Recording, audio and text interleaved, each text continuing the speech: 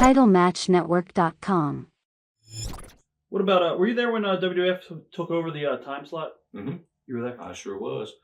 I was in the control room because I used to stand in the control room. I used to like to watch the directors and the producers call the different camera shots and what was going on because I was trying to learn everything about the business.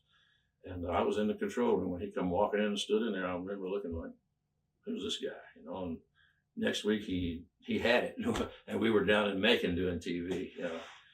So, but he did give everybody an opportunity to come work for him. You know, but I didn't know who he was. You know, I knew all these guys. I was a Southern boy. Right. You know, I knew all these guys that I was working for, and I knew that they were still running, and they were doing a thing that was going to make me be a wrestler eventually. So that's who I stuck with, and I might have been in one of Earl Hebner's spots, or one of the Hebner spots had I went way back in the day, but I chose not to. Right. What were your initial, I guess, impressions of meeting Vince?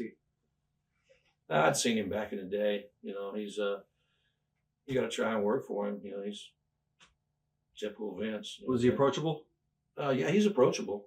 Right. Yeah, you can approach Vince. Not intimidating at all, as That far as depends. him being your boss. If you're going to let him intimidate you, sure he will. Right. I really don't care. You know, I do what I do. You know, I'm good at it, and I ain't trying to pat myself on the back, but I'm damn good at what I do. Right. And you know, he can't take that away from me. I mean, he may be able to take a job from me, but he ain't gonna take my talent from me. Did you have a lot of communication with Vince when you were there? Not really. I mean, we spoke. You know, I wasn't an agent or on a creative team where I had to sit and mull things over with him. But he was very approachable. I had a couple of ideas that I come and sprung on him and Stephanie, and they're very, very approachable. Do you think Stephanie is smart to the business, or she in and over her head, or do you think she understands and gets the business? I think she gets it. Because I know I hear stuff that Shane is pretty hip with the business, and Stephanie's business, but not smart to the business. No, I think she's all over it. To be honest with you. Right. Thoughts on Triple H?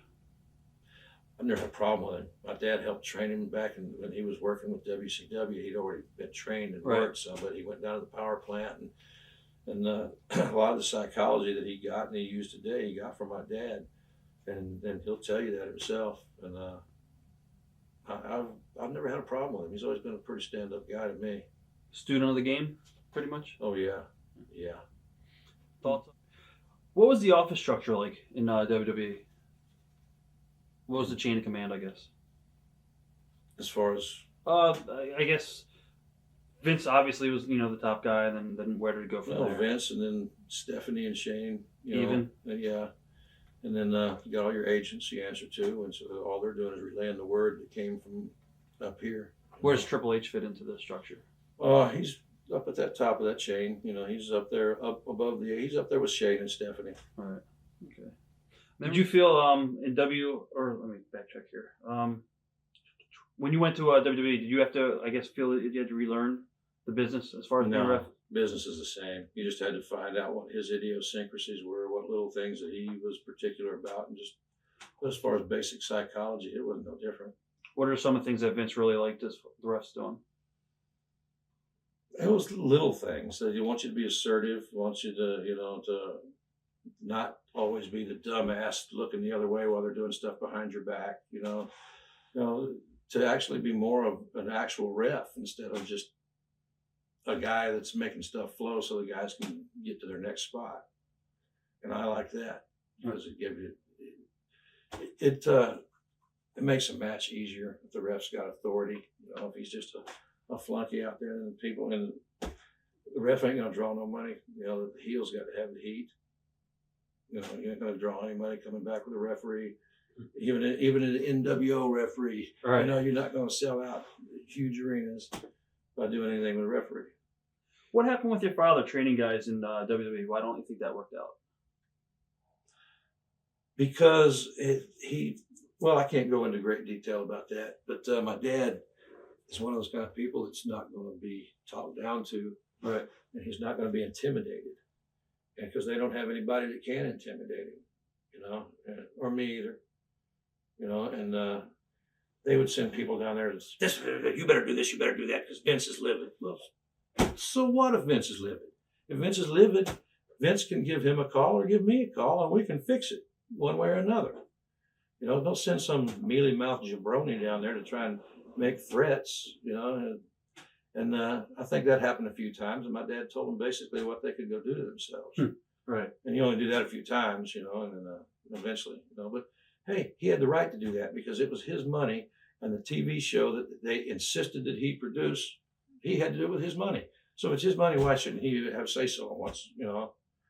And that's what some of the arguments I think was about, you know. And like I said, he had never been threatened by anybody, you know, and he grew up in this business around tough people. Right. You know, there wasn't nobody up there that was tough, that was threatening him, you know. How did you hear about your release? They called me and told me. They called you. Yeah. What were your initial thoughts? Well, my initial thought was, okay, what do I want to do now with my life? You know, because what can I actually do with my life? So I'm still doing physical therapy for my back, trying train to be in the business again, and the business has let me go. So I have to try and see what I can do and go from there, because there are other things I can do within the business and have done before. I don't have to particularly get in the ring and be a referee, because I've been an agent. You know, with my dad, I've done everything. He has a small promotion. I promoted towns, hauled ring. I did everything. You know, I haven't done anything in this business. I've done everything except for get rich and retire. Did you have any backup plans after you were told that you were going to let go? Well, I did. I wanted to try and get on with TNA because I figured I could probably do that. I knew I can do the in-ring stuff, and their schedule wasn't as hectic, you know. So I tried that, but they didn't really have a spot for me. So now I'm doing my physical therapy, and I've been, like I said, a lawsuit coming up because of the car wreck and stuff. And once I get through that, then I'm going to reassess things and see what I got. Because right now, the job market in Atlanta is tough. They have closed down so many factories, and there's so many people looking for work right now. And being a 48-year-old guy that his whole experience of adulthood has been in the wrestling business, it's kind of hard, you know, to apply that. Well, I'm going to find something that I can apply that to. Have you ever thought? Yeah. I guess any regrets looking back? Yeah, I regret not finishing college and jumping out of college and getting right into business, because you get hurt and you have down times, you know, and it'd be awful nice to have an education and a diploma and a degree, you know. I could say, okay, I'll go be a writer somewhere, or I'll go be a scientist, or I'll do, you know, something, you know. Right. But I dropped right out because I went for the money instead of the education. I had an opportunity at 19 years old to be the head referee at Georgia Championship Wrestling. And it was, okay, do I be the head referee here and start making money, or do I go back to school and do homework every night? I think I'm going to go for the money. All right. You know, and at the time, it was a good decision.